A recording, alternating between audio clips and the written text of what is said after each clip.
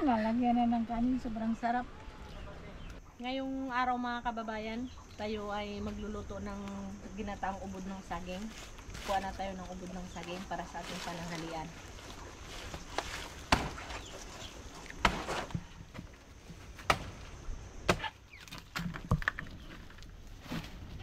Ito na yan mga kababayan.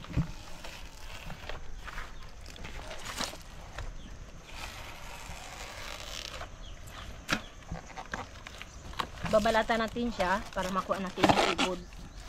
Yung pinakaubod niya yung ating kukunin. Dahil yun yung malambot.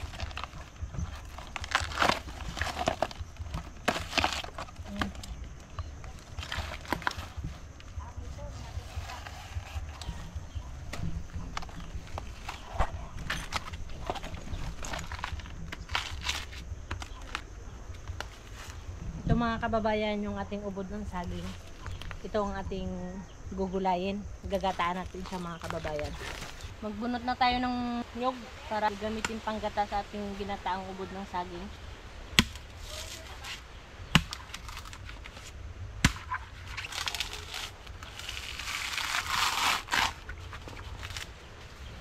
Tapos na. Ito na ang ating nyog. Magandang araw mga kababayan. Ngayong araw ay lulutuan ko kayo ng ginataang ubod ng saging. Ito ang panggata at ito ang kanyang sahog, sardinas. Ito ang kanyang mga ricado, mga sangkap. Halina mga kababayan, samahan mo kami sa pagluluto.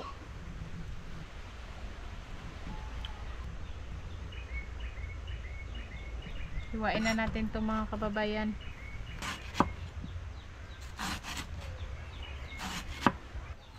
Kailangan ito mga kababayan manipis lang, huwag po natin kakapalan. Tapos bago natin to siya lulutuin, ilalamas natin muna siya sa asin para matanggal yung kanyang pakla o dagta.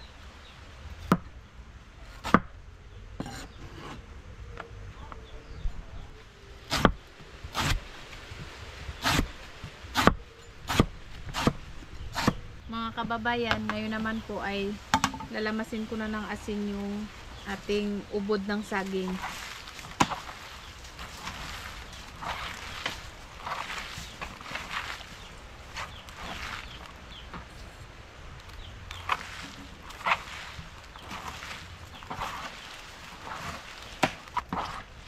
Ganito mga kababayan, pag nalamas na po ng asin para matanggal yung kanyang dagta, pakla-pakla.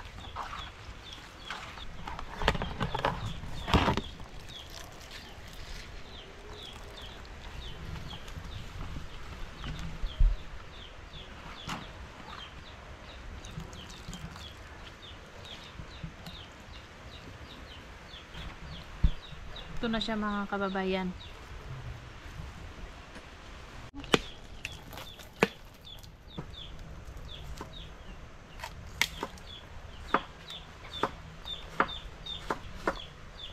Ang sarap mga kababayan. Manamis-namis yung sabaw ng nyog. Pudkorin na natin ating nyog.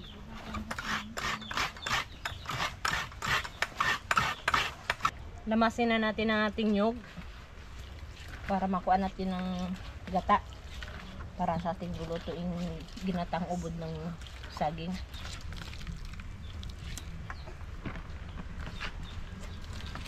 Iwan na tayo ng ating panghalo, sibuyas,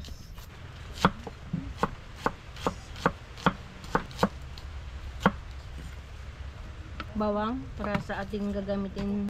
Gigisa na muna natin mga kababayan ng sardinas para mabango, hindi siya malasa.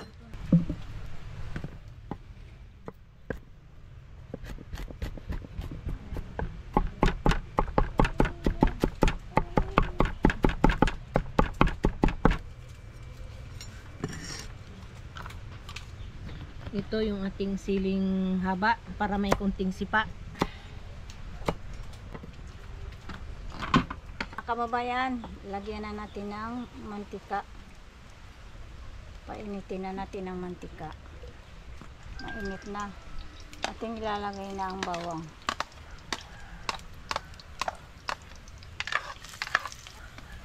Itong isusunod na ang luya.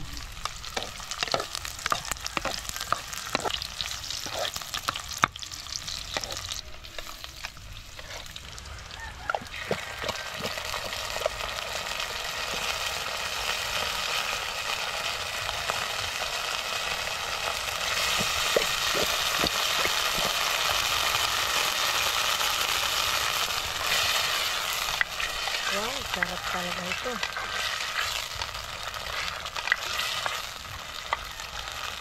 Ilalagay na natin itong ubod ng saging.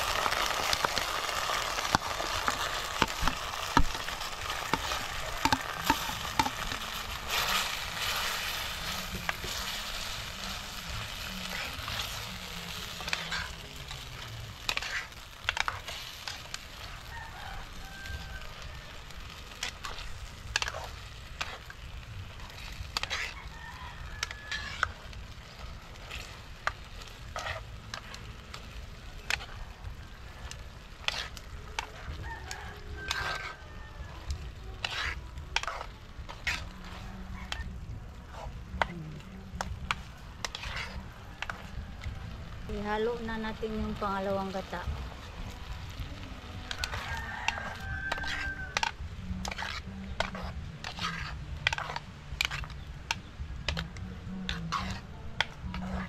Ating papalambutin lang kaunti. Mga kababayan, ating titingnan na ito at ilalagay na natin yung unang gata. Ayan.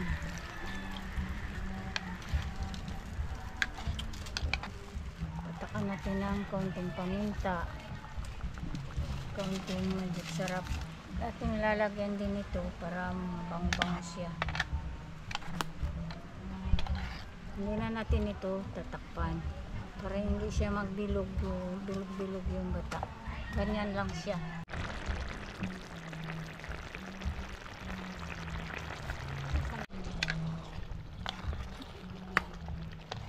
Wow, sarap talaga ito. Tikman na ito mga kababayan.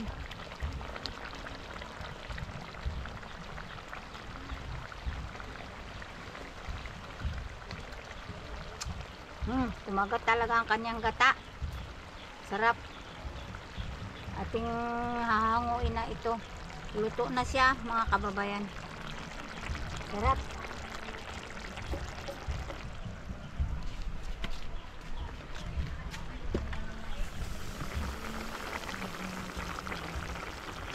Mga kababayan, luto na po yung ubod ng saging na niluto ni nanay. Kain na po tayo. Thank you, Lord. Thank you, Lord. Salamat sa pagkain. Kain na tayo. Ganito pag piyesta mga kababayan. Ang aming ginaplatuhan ay upas talaga ng saging. Harap. Sa mga barangay-barangay mga kababayan noon, tuwing piyesta, pagkainan na po, sa kanya-kanya po upas ng saging. Kaya ngayon po, susubukan namin ulit kumain sa upas ng saging. Sarap. Saluhan niyo po kami mga kababayan. Kain tayo. Napakasarap. Mainit pa ang kanina. Ito kasi, pag ganito, wala ka nang problema sa hugas-hugas. Hindi ka na maghugas ng plato. Pagkatapos nito, kain, lalagay na lang sa basurahan. Kaya pala ganun yung ano ng mga barangay. Para hindi siya mapagod. Teknik ba? Dito na lang tayo kakain sa upas ng saging. Maanghang ba ito, te? Sarap talaga, oh. Harap. May kanin kanay. May kanin kanay sa ano, nangalin mo. Sobrang sarap yan. Lalagyan na ng kanin, sobrang sarap. Sarap, no? Minsan pag wala kaming feeds para sa aming baboy, pwede rin ito pakain sa baboy. Ilaga mo siya. Lagyan ng nyug na kinudkod at saka darak. Darak. Lulugawin.